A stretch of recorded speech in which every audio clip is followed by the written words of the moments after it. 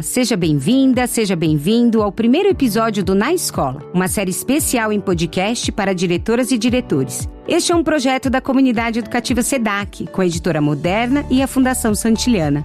Eu sou Ângela Luiz e convido você a refletir com a gente sobre os caminhos para uma escola mais democrática e inclusiva. Uma escola que seja um local para vivenciar a cidadania e que promova a transformação social. Sempre trazendo diferentes pontos de vista, experiências e práticas capazes de inspirar você a pensar os rumos da sua escola.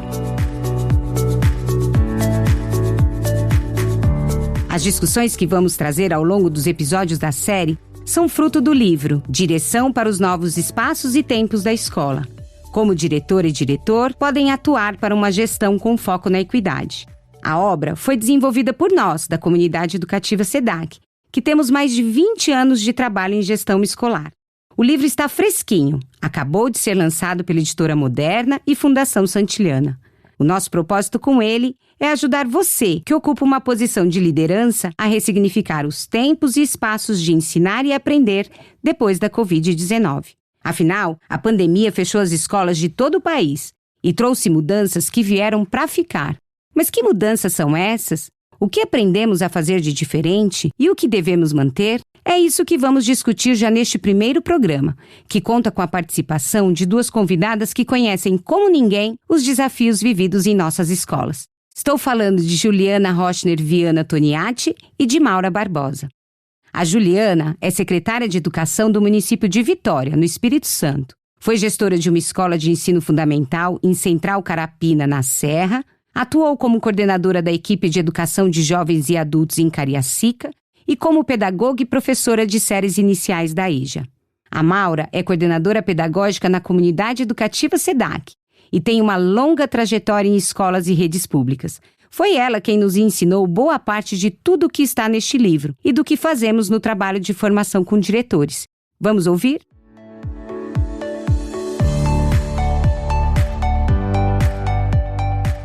Olá, Juliana. Olá, Maura. Tudo bem com vocês? Olá, tudo bom? Prazer estar aqui com vocês. Olha, Ângela, que delícia estar aqui com a Juliana, com você, e a gente poder conversar de um assunto tão importante. Que bom, sejam bem-vindas. Gostaria de começar essa conversa falando do que a gente aprendeu na pandemia. Na visão de vocês, Juliana e Maura, o que esse período nos ensinou em relação à gestão da escola? O que a gente aprendeu no período da pandemia que a gente precisa manter? O que a gente fazia antes e que a gente não quer fazer mais? O que a gente não fazia antes e a gente precisa trazer para o cenário da escola agora? O que a gente precisa incorporar nos projetos da escola? Costumo dizer que a gente não gostaria que a pandemia tivesse acontecido, ninguém gostaria, mas a gente não pode deixar de reconhecer o tanto que ela trouxe. Então, quando você fala dessas aprendizagens, a gente fala da tecnologia educacional, que desde os PCNs ela já fazia ali, ela estava dizendo, mas ela tinha uma barreira. A gente, quando vive a pandemia, não produz coisas novas, mas deixa essa tecnologia entrar. Então, eu falo assim, eu comecei a pandemia com um professor que não abria e-mail e terminei a pandemia, assim, né? Ainda vivendo esse final, mas com o mesmo professor gravando jogos, fazendo seu conteúdo a partir da gamificação. Então, a gente trouxe um salto dessa questão da tecnologia. E uma coisa significativa para a gestão, eu penso que foi o olhar para dentro, o olhar para a casa do estudante, o rever os conteúdos, o adequar e adaptar, mas trazer para a realidade. Não dava mais para seguir o livro didático da maneira que ele vinha. Era preciso que você parasse tudo e, de fato, fosse enxergando ali aquele sujeito.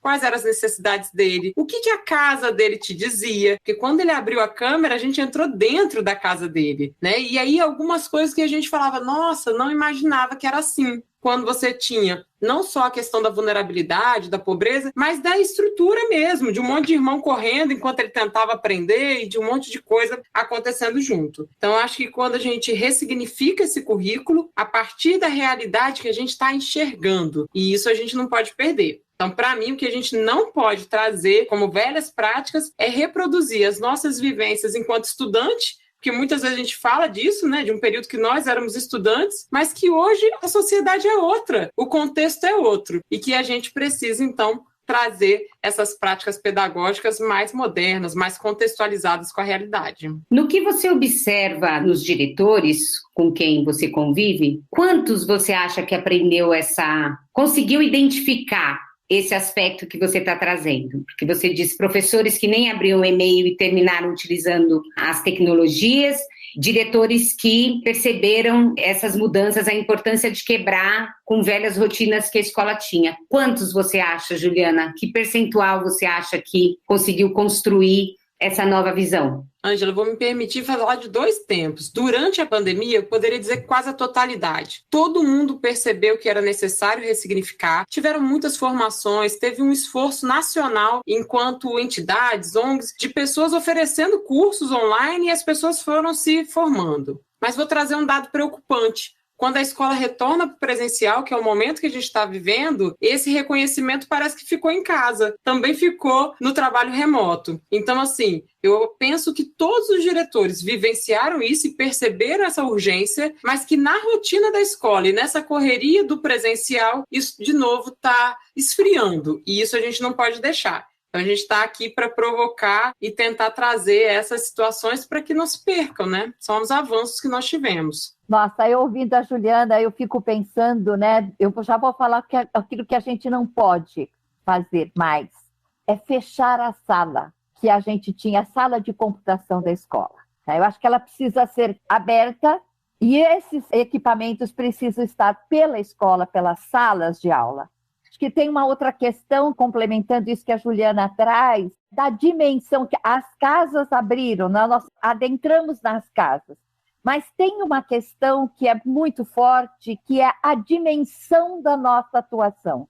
Porque se um professor, uma escola, vamos pensar um diretor, que tem lá 10 salas de aula, cada sala de aula com 20 meninos, isso, quantas classes foram compostas? Então, tem um desdobramento muito grande. Então, a escola pública tornou cada vez mais pública. Eu acho que também tem uma outra questão, que a escola é uma organização humana. E aí a gente vai vendo as fragilidades, as competências, o quanto que se deixou de investir, né, na formação dos professores, insistir na tecnologia, do uso da tecnologia, dessa questão da gente romper com o trabalho individual para um trabalho coletivo. Isso foi um ganho para a gente, né, e que a gente deve manter, valorizar ainda mais o horário de trabalho coletivo na escola, né? Não é que para a gente sentar e cada um fazer o seu, mas como é que nós estamos lidando com esta, se nós já tínhamos as diversidades, agora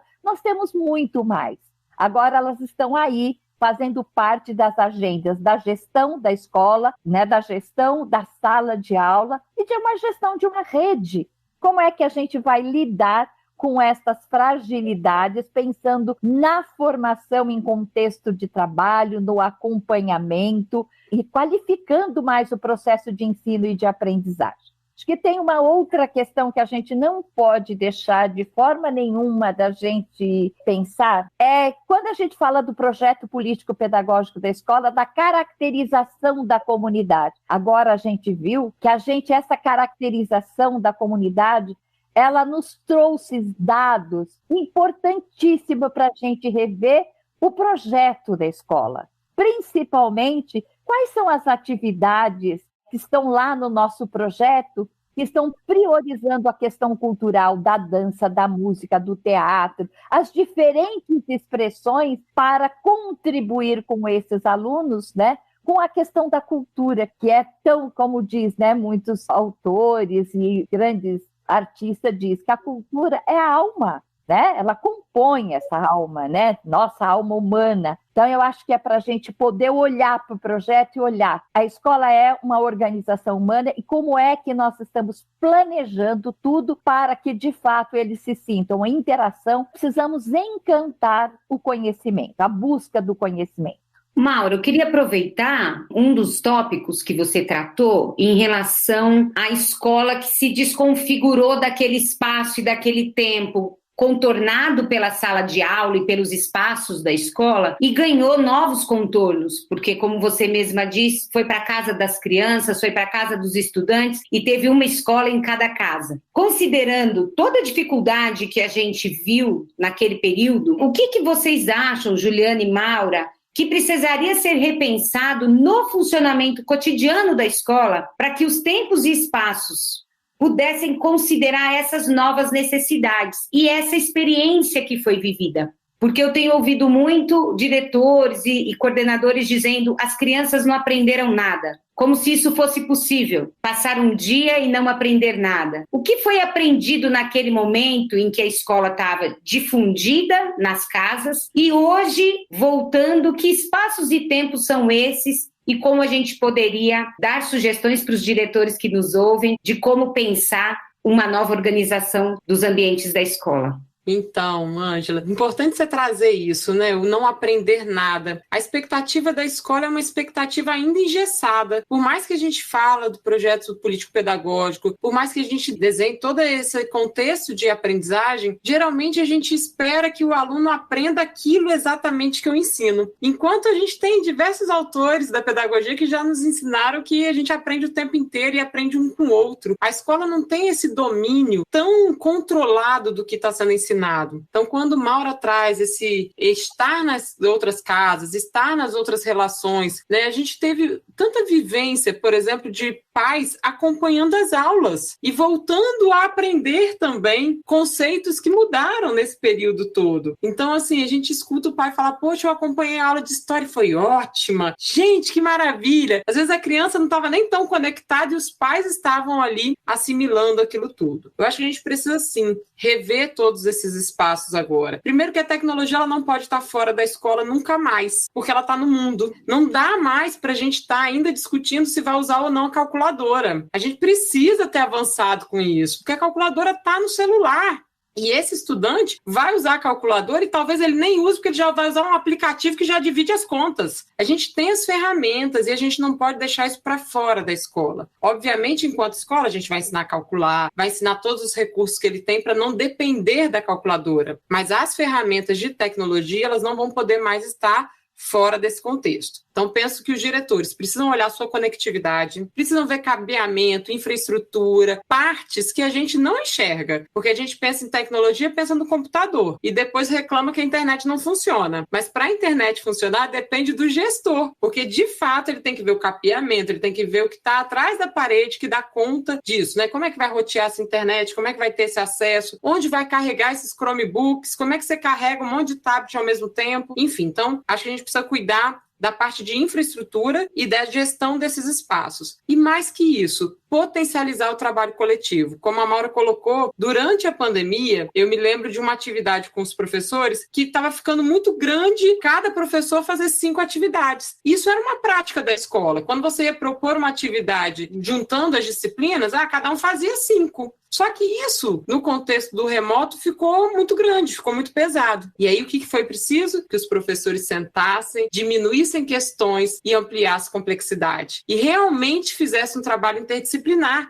que a gente já defende há tanto tempo. Então, como agora pegar tudo isso que a gente viveu, toda essa dramática que não foi fácil para ninguém, nem para estudantes, nem para professores e muito menos para diretores, como é que a gente junta tudo isso e devolve uma escola que seja renovada, que traga sentido, objetivo, intencionalidade e afeto? Nós estamos precisando acolher. Antes de ensinar conceito, a gente precisa retomar a nossa essência humana, que passa pela comunicação.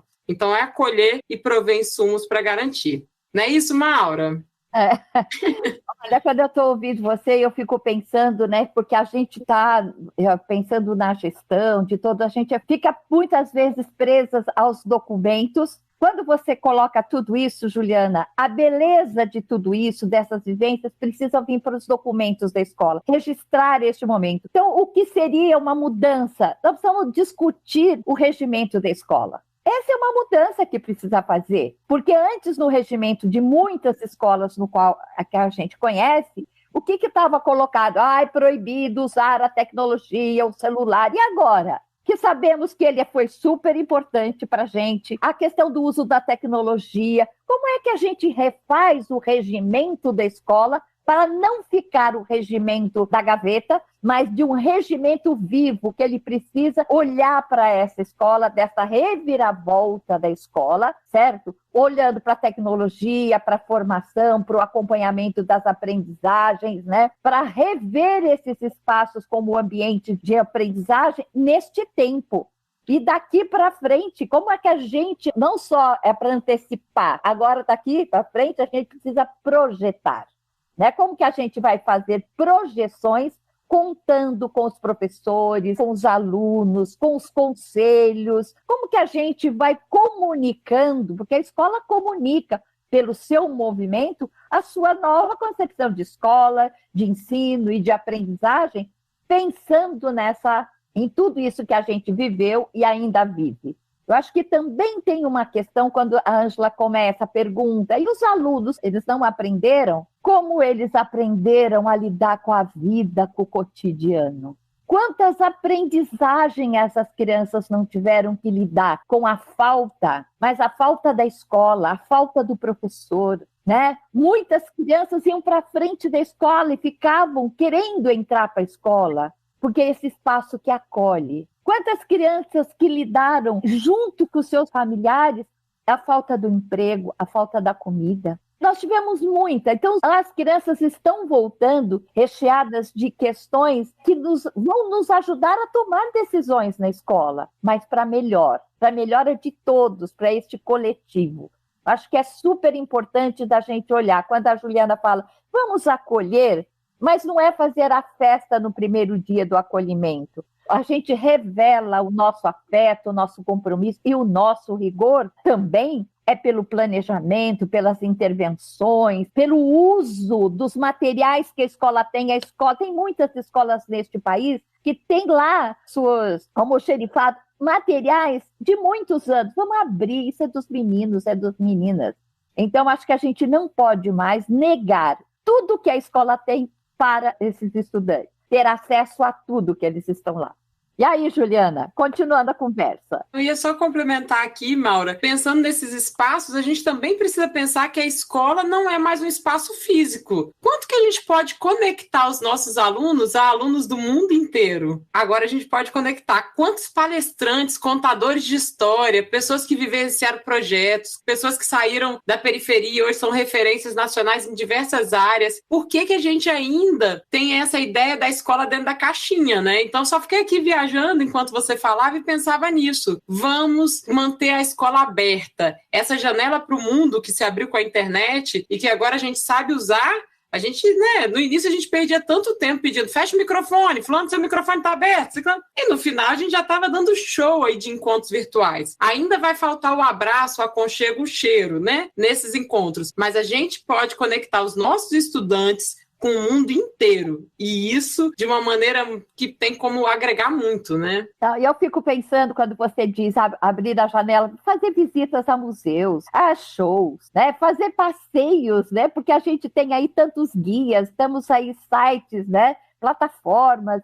Eu acho que essa questão tanto para professor, eu acho que nós temos os estudantes, os professores, né? Nós, os diretores, e toda uma equipe da escola, merendeira, servente. Vamos pôr todo mundo para fazer, conhecer, ampliar esse conhecimento de mundo. Se eu estou entendendo bem, minhas duas parceiras, o segredo é colocar tudo que temos em jogo, em discussão com as nossas equipes. É isso mesmo? É isso mesmo, e trazer o que a Maura bem coloca, a ideia é que os documentos representem isso. Não dá mais também para a gente ficar a teoria e prática tão longe, né? A gente já aprendeu há tanto tempo o que é a praxis, a gente já ouviu tanto sobre isso, então assim, não dá para aquele documento não nos representar. O regimento, o projeto político da escola, os registros que acontecem ali, então que a gente mude as práticas e que as nossas práticas também estejam contidas no documento, porque a gente precisa ter isso muito organizado. Eu vou trazer mais um elemento para a nossa conversa, a gente já está indo para o finalzinho aqui desse nosso bate-papo, que foi a questão das desigualdades que foram tão ampliadas no período da pandemia. Nós sabemos também que os estudantes que já estavam numa condição de maior vulnerabilidade sofreram um maior impacto em relação a esse aprofundamento da desigualdade. O que vocês duas consideram, considerando, é lógico, o limite de atuação da escola, como condições que são fundamentais para pensar daqui para frente no sentido de assegurar a aprendizagem de todos os estudantes e principalmente destes que receberam menos no período da pandemia? Ângela, falar de desigualdade, eu sempre bato nessa tecla, que é mais do que falar de não ter o recurso tecnológico. A gente não fala só da criança não ter acesso a um computador, a um celular ou à internet. A gente fala muitas vezes dela não ter uma estrutura básica ali, que ela possa ser criança, que ela possa viver a infância, que ela possa ter o tempo de estudo preservado. Então, durante a pandemia, eu estava diretora num território de grande vulnerabilidade social e o que a gente via era a luta delas tentando ainda estar. Então, por mais que a escola fizesse atividade impressa, por mais que você tentasse, você vinha com aquela criança com a atividade impressa toda molhadinha porque o cachorro comeu, porque o irmão menor que não estava mais na creche rasgou a atividade. Então, assim,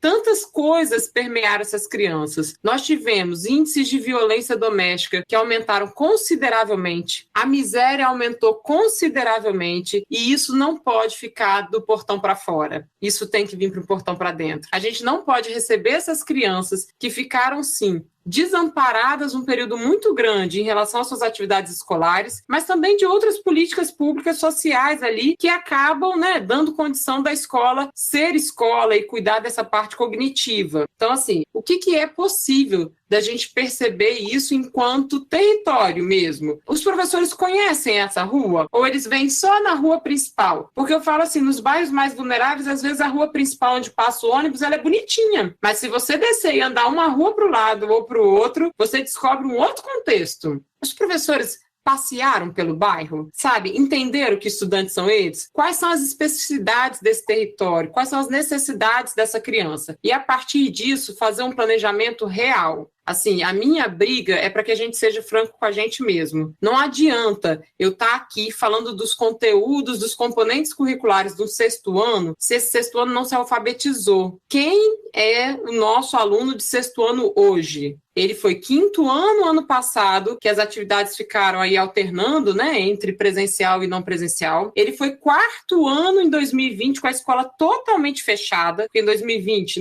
a maior parte da escola brasileira ficou fechada, e ele foi 3º ano em 2019. O que acontece com a realidade do 3º ano em 2019 na maior parte das escolas públicas brasileiras? A criança não consolidou a alfabetização, mas como é a idade que retém no ciclo, a escola fala assim, não vamos reprovar todo mundo. Vamos empurrar ele com a turma porque ele aprende. A turma acolhe ele. E ele no 4º ano ele vai. Só que ele não teve 4º ano, ele não teve 5º, ele é 6º. E o professor de português não sabe alfabetizar. Então, assim, a gente precisa ser franco com a gente mesmo. A gente vai ficar fingindo que está ensinando os conteúdos do componente daquele ano, ou vamos fazer um compromisso sério com a base dessas crianças, com a alfabetização, com um compromisso da leitura como compromisso de todas as áreas. Eu acho que é isso, é a gente parar e se enxergar num processo de falta, de ausência, que não foi culpa minha, não foi culpa sua, não foi culpa da gente, mas nós somos os profissionais da educação que podemos reduzir agora, este ano, com urgência, trazendo isso como prioridade número 1, o agravo, em especial na leitura escrita, porque a partir daí eles vão dominando os outros componentes. Eu vou fazer uso de uma frase da Isabel Solé, que ela diz assim: a escola não pode compensar as injustiças e as desigualdades sociais que nos assolam, mas pode fazer muito para evitar que sejam incrementadas no seu interior. Eu acho que essa fala da Isabel Solé, ela faz a gente pensar, enquanto gestão, que a gente está com os alunos, que às vezes é a única oportunidade que ele tem da interação, de ser visto, de ser chamado pelo nome, na escola. Então, quando a gente olha para esses alunos, para a gente pensar nós, enquanto diretores, a gente, quando olhar para o movimento da escola e fazer uma análise seguinte, o que nós estamos assegurando para todas as crianças?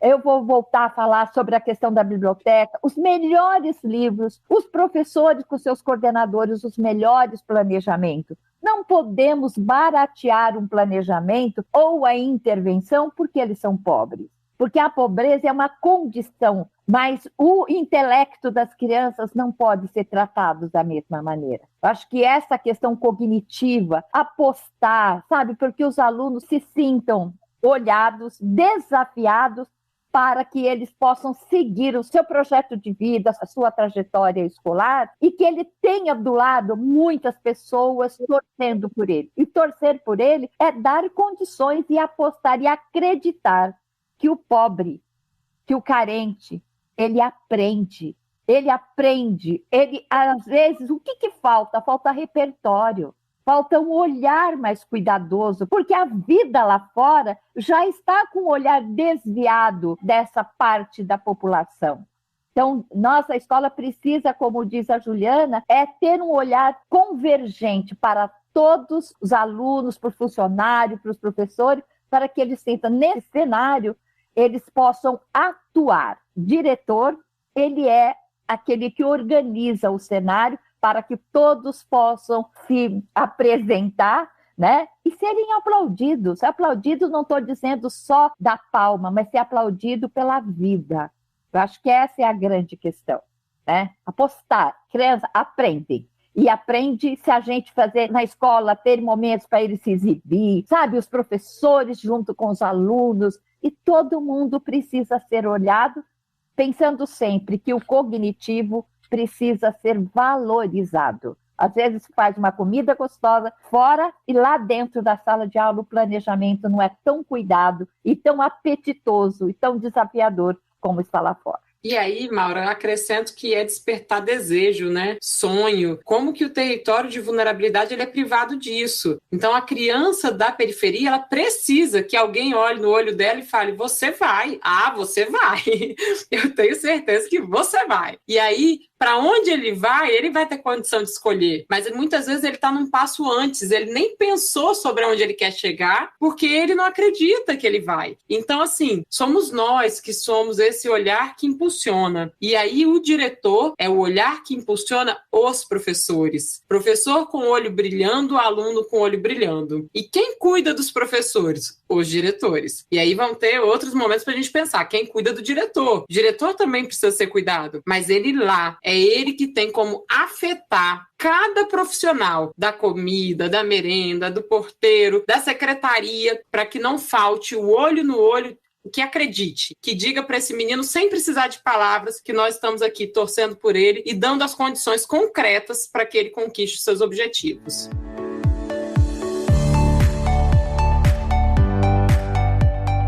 Bom, como você ouviu, os desafios são enormes, mas também temos muitos caminhos interessantes para seguir.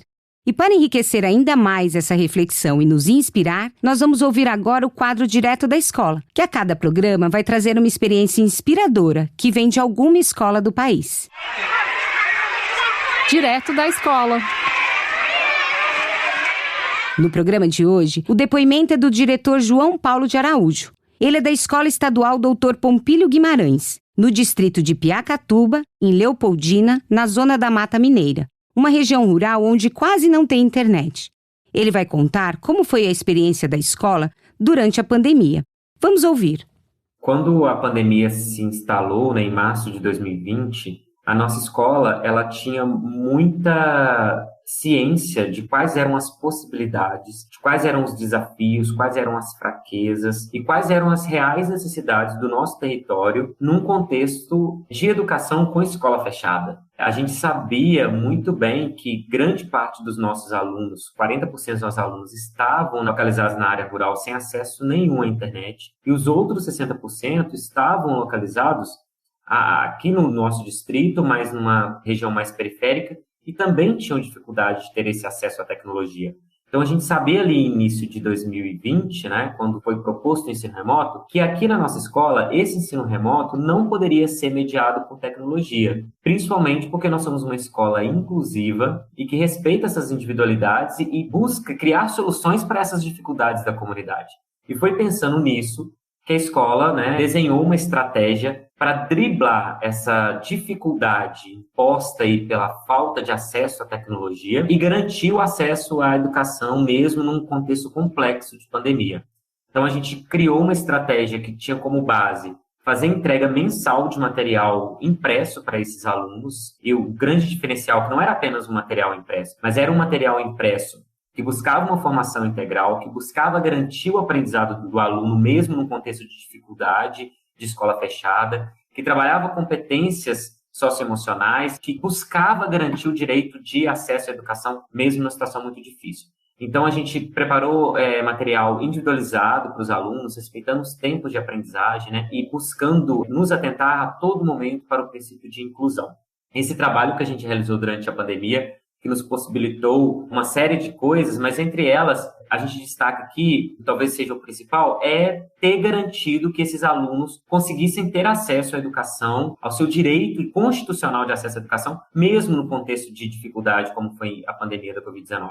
Não existe justificativa para não garantir a educação para as crianças. E aqui nessa escola a gente buscou muito isso, né? Com muita força isso. Além disso, a gente conseguiu, durante esse período, visitando a casa dos nossos alunos, manter o vínculo com as famílias, né? E mais do que manter, potencializar esse vínculo que já vinha sendo construído desde 2019, antes da pandemia, a gente conseguiu potencializar. No retorno não obrigatório, em agosto, a gente conseguiu atingir altos índices de alunos retornando para o presencial. E aí, a partir desse momento, a gente teve a possibilidade de apoiar esses alunos ainda mais, né, na recomposição das aprendizagens, no trabalho com o currículo escolar e no trabalho com a saúde emocional desses alunos.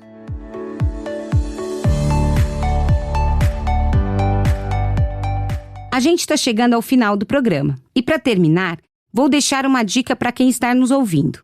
No filme Bagdá Café, de 1987, narra a história de uma turista alemã, Jasmine, nos Estados Unidos, que briga com o marido e sai sem rumo pelo deserto do Arizona, até chegar ao posto Bagdá Café, onde é recebida de forma seca pela dona, que acaba de expulsar seu marido.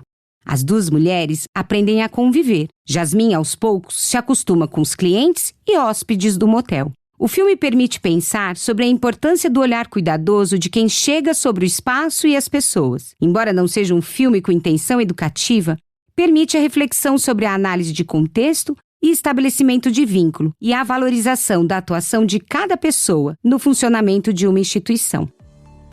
E esse foi o primeiro episódio do Na Escola, um podcast para diretoras e diretores. Este é um projeto da Comunidade Educativa SEDAC, em parceria com a Fundação Santiliana e a Editora Moderna, com discussões trazidas do livro Direção para os Novos Espaços e Tempos da Escola. Como diretora e diretor, podem atuar para uma gestão com foco na equidade. E você pode baixar o livro acessando os sites moderna.com.br/modernaamigos ou comunidadeeducativa.org.br na área de publicações. Esperamos que você tenha gostado da conversa e fica a dica. Siga o nosso canal no Spotify para receber o aviso de quando subirmos o próximo programa. Ou acesse o YouTube da Moderna. Nós vamos colocar os links aqui na descrição do podcast. Até a próxima!